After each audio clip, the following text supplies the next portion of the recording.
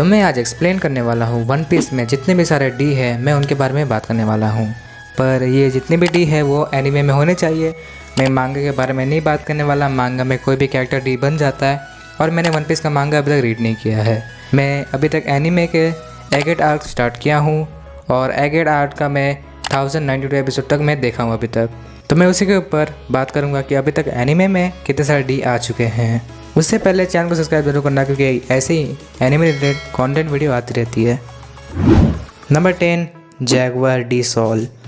अब ये एक ऐसा कैरेक्टर है जिसको बहुत लोग भूल भी चुके होंगे। ये आया था निको रॉबिन के पास्ट में जो एक एलवेफ था। ये फॉर्मर वाइस एडमिरल भी था और इसको उड़ा दिया है बस्टर कॉल ने और साथ ही साथ पूरा ओहारा विलेज भी उड़ गया था। सिर्फ निको रॉबिन बची थी इस बस्टर कॉल के बाद। नंबर 9 पे हम लोग के पास है ट्रफाल्गर डी वाटर लॉ। अब ये हम लोग को नहीं पता था कि भाई लॉ भी एक डी है, पर उसने बता दिया था कोराज़ोन को कि भाई वो भी एक डी है। उसने रिवील कर दिया था कि वो भी एक डी है। उसके बाद कोराज़ोन ने जो देखा हम लोग ने लॉ का पास में देख चुका है और कोराज़ोन ने बोला कि डोफी से बच के रहना। तो लॉ के पास भी द विल ऑफ डी है। अब लॉ अपने विल ऑफ डी के बारे में पता करना चाहता है और वो भी किंग ऑफ द पायरेट बनना चाहता है और जानना चाहता है कि वो ऐसा फेथ क्यों उसके साथ हुआ। जितने भी ज़िंदगी में उसके साथ हुआ है वो ऐसा क्यों हुआ लॉ जानना चाहता है। नंबर 8 पे अपने पास मार्शल डी टीच यानी ब्लैक बियर्ड।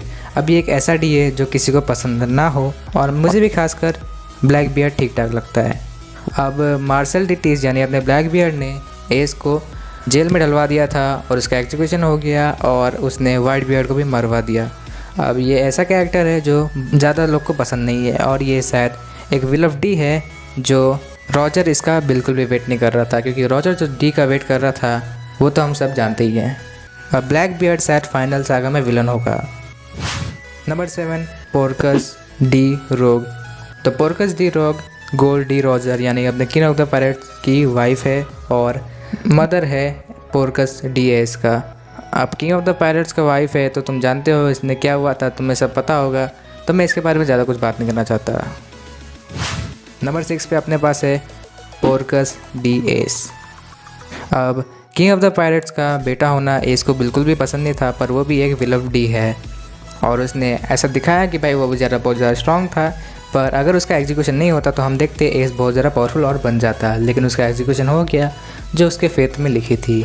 अब उसके पास कॉन्क्रेज हाकी थी जो वो सही से संभाल नहीं पाता था और उसके बाद डेंजर लेवल का हाकी था, टैलेंट भी था क्योंकि वो एक किंग ऑफ द पायरेट्स का बेटा था। रॉजर इतना हाकी एस के पास थी पर वो इसको कंट्रोल नहीं कर पाया और हमें पता है एस के साथ क्या हुआ है। Number 5 monkey D Luffy. अपना मेन कैरेक्टर भी एक विल ऑफ डी है जो सबको पता होगा और ये सबसे ज़्यादा फेमस भी हो सकता है क्योंकि विल ऑफ डी लूफी के ऊपर पूरा सूट करता है, क्योंकि लूफी पूरा विल ऑफ डी से ही भरा हुआ है। उसको जो चाहिए पावर वो हो जाती है उसके पास। उसके पास था गियर 1 से लेकर गियर 5 तक और उसके इच्छा शायद पूरा हो गया। उसके बाद अंदिका फ्रूट का पावर है जो उसे बहुत ज़्यादा स्ट्रॉन्ग बना देता है और वो सेकेंड जॉय बॉय है और हमें पता है Luffy he king of the pirate बनेगा नेक्स्ट। तो नेक्स्ट डी है अपना मंकी दी ड्रैगन। अब तुम जानते हो मंकी दी ड्रैगन है फादर है लूफी का और सन है मंकी दी गार्प का।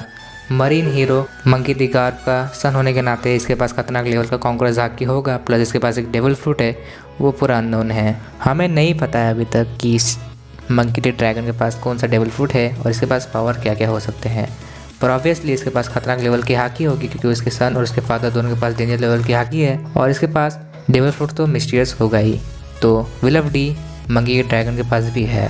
लास्टली हमें पता चलेगा कि ये कितना ज़्यादा पावरफुल है। और नेक्स्ट डी है अपना मंकी दी गार्प। जैसा उसका ग्रैंडसन है वैसे ही उसका फादर है और वैसा ही मंकी दी गार्प है। मरीन हीरो ने रॉजर से बहुत बार फाइट लड़ी और वो गॉड वैली इंसिडेंट में रॉक्स बैरेट को भी हरा दिया। अब ये सीक्रेट हमें नहीं पता है कि वो कैसे हराया। गार्प के पास डेंजर लेवल की हाकी है और स्ट्रेंथ है। इसके पास कोई डेविल फ्रूट नहीं है लेकिन तभी भी ये बहुत लोगों को आराम से मार सकता है। अभी तक स्ट्रॉन्गेस्ट मरीन था अपना गार्प और उसके पास भी द विल ऑफ डी बहुत डेंजर है। नेक्स्ट डी अपने पास Gold D Roger. Obviously the king of the pirates होना ही चाहिए था ये लिस्ट में, क्योंकि the king of the pirates ने द विल ऑफ डी को एक्सप्लोर किया और बताया कि भाई विल ऑफ डी है क्या।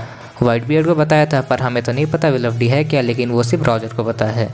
रॉजर को पता होगा और रॉजर ने गार्ड को भी बताया होगा कि विलफ्डी है क्या। अब किंग ऑफ द पायरेट सबसे स्ट्रॉन्गेस्ट पायरेट थे अभी तक और उसके पास खतरनाक लेवल की हाकी थी, पर उसने कभी डेविल फूड नहीं खाया था। हाकी के बदले में वो किंग ऑफ द पायरेट बना और लाफ्टेल को ढूंढा और सबसे स्ट्रॉन्गेस्ट डी बन गया गोल्ड रॉजर। पर उससे भी स्ट्रॉन्गेस्ट एक कैरेक्टर है जो कि डी है और वो गोल्ड रॉजर से भी ज़्यादा स्ट्रॉन्ग है। नंबर 1 पे है rocks D Xebec, the rocks pirate का कैप्टन। अब तुम बोलो इस क्रू में काइडो जैसे खतरनाक एम्परर प्लस एक और एम्परर वाइट बियर्ड प्लस एक और एम्परर बिग मॉम थी और इस क्रू में इसी की भी था। अब तुम सोचो ऐसा क्रू के लिए कितना खतरनाक कैप्टन होना चाहिए और रॉक्स वही जितना डेंजर कैप्टन था। तो रॉक्स एक मिस्टीरियस कैरेक्टर है। अभी तक एनीमे में इसके बारे में कुछ ज़्यादा बताया नहीं गया, बस बताया गया कि ये एक कैप्टन था रॉक्स पायरेट का और इसके पास खतरनाक लेवल की हाकी प्लस डेविल फूड तो हमें नहीं पता ऐसे कौन सा है। तो ये एक मिस्टीरियस कैरेक्टर है और सबसे स्ट्रॉन्गेस्ट डी कैरेक्टर भी है। तो वीडियो में बस इतना ही था। तुम्हें कौन सा कैरेक्टर पसंद है और तुम्हें कौन सा थ्योरी तुम्हें पता है, तुम कमेंट में बता सकते हो और इस वीडियो को लाइक भी ज़रूर कर देना और चैनल को सब्सक्राइब भी ज़रूर कर देना।